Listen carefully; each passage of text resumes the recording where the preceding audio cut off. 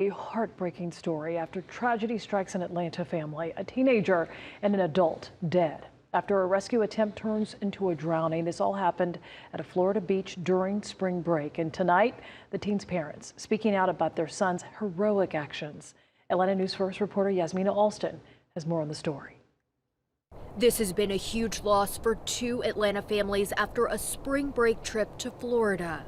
Our baby should be coming home from school from this building right now.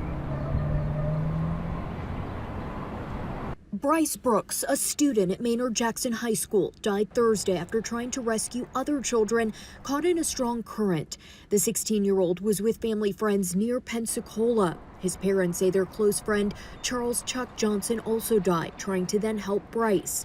Alfred Chivy Brooks told Atlanta News First his son was a hero, attempting to save the young children he didn't even know. Being selfless, my son Bryce,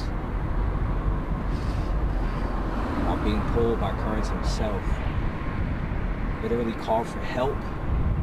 Not for himself, he was calling for help for the little kids that he was looking out for. Brooks's parents shared memories of their son on Monday, thanking the community for their support and sharing a message about what an amazing young man he was. The time where we hear so many narratives about young black boys stealing life from other young black boys, let it be amplified that Atlanta developed kids